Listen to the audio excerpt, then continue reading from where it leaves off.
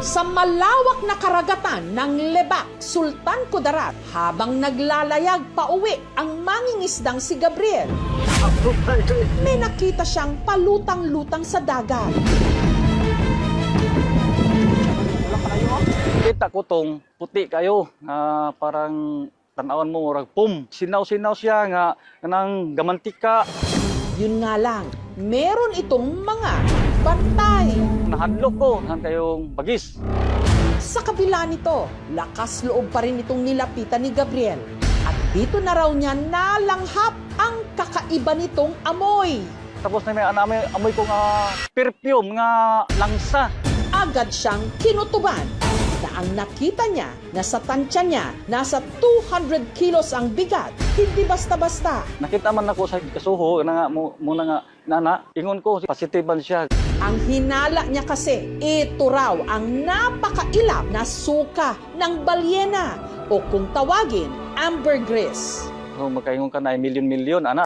Ang problema, paano ito maiuuwi ni Gabriel? Nahadlok ko, han kayong bagis. Anak ng pating. Dahil hindi kaya ni Gabriel na maiahon ang hinihinala niyang ambergris, Itong daan. iniwan muna niya ito sa laot. Uli ko, nagwa ako og back up. 4 po kami nagbalik sa laot. Pero dahil sa mga umaali-aligid na pating, nag-alinlangan sila. Ariyo, sa likod mo yan. Dito na sila dumiskarte. Nakatatlong tali kami. Sobrang laki ang mga pating, sir. Kumain. Siyempre kami, natakot kami. Baka ang bangka namin ba, baka kainin ng pating ba. Hanggang sa nahila na nila ito at nadala sa Pampang. Sobra ka ba daw nakapanalo sa luto? Nagtulong-tulong kami para maahon lang yun. Naari o ginaarsa na nila ang milyon-milyon. Ako na yung gamit ng mga bangka, panlog pa kayo. May nabilin pa gani diri Cebu ko. Ano siya Mo'y na sangsang. Mas lalong lumakas ang kanilang hinala na lehitimo itong ambergris. Dahil nito lang Marso, meron daw 54 feet na sperm whale na na-stranded at namatay sa katabing bayan lang sa Kalamansig, dito pa rin sa Sultan Kudarat. First time po ito nakita dito. Nandiri ako nung una. Ito ba yung mahal na mabaho? Sa ko nagtuog yun ko ang gusto. Ingon ko, parang himala nga, kaiba siya ba? Kinaumagahan dahil sa nakakasulasok nitong amoy, napagdesisyonan ng barangay na ilibing muna ang diumano ambergris. So, nagpermiso po tayo sa BIPAR na ilibing po pagsamantala yung suka ng balina o ambergris. Pero sa parehong araw, hinukay itong muli ng mga otoridad at dinala sa bayan ng Isulan para suriin. Doon po malalaman kung ito ba ay nagtataglay ng katangian ng isang di umano ambergris. Kapag napatunayang ambergris nga ang nakita sa laot, umaasa si Gabriel na baka ito na ang mag-aahon sa kanya sa kahirapan. Base kasi sa kanyang pagsa-search online, ang bentahan nito nasa 300,000 pesos daw kada kilo. Kaya kung 200 kilos ito, maaaring pumalo ang presyo ng 60 million pesos. Naari o ginaarsa na nila ang milyon-milyon. Kung sigurado man gusto siya, kung naman may party para sa nagto, amo itong gamiton gud muna na sa ministry. Tsaka makakatulong din kami sa mga ibang pamilya namin na mayaon din sila sa hirap. Ang ambergris nabubuo sa loob ng isang sperm whale. Pag ang main diet niya ay mga giant na squid na pwedeng magasgas yung tiyan nung sperm whale. Binabalutan niya to ng isang substance na medyo waxy na galing sa gallbladder niya. Ito yung nagbabalot doon sa tuka na magiging ambergris. Pero may dalawang uri na ambergris nga itong age na siya sa dagat ng ilang taon. Parang bato na siya, hindi siya illegal i-possess at i-trade. Hindi kasi siya considered byproduct, pero yung sariwang ambergris na mukhang galing pa sa katawan, considered byproduct siya, which is covered by yung Philippine law. Kaya mahal ang bentahan nito dahil ang ambergris ginagamit sa perfumery o paggawa ng mamahaling pabango at bilang fixative o sangkap na nagpapahaba ng kapit ng amoy ng pabango sa katawan. Nasa custody namin for safekeeping lang. Ang akong ampo kasi gito, mapositive siya nga suka sa balina. Nakipag-ugnayan ang aming programa sa BIFAR para maipasuri ang pinaghihinalaang ambergris. Mula Maynila, nagpalipad kami ng isang marine biologist papunta ng Sultan Kudarat. At sa unang pagkakataon, bubuksan ang container van kung saan nakatago ang pinagsususpetsahang ambergris.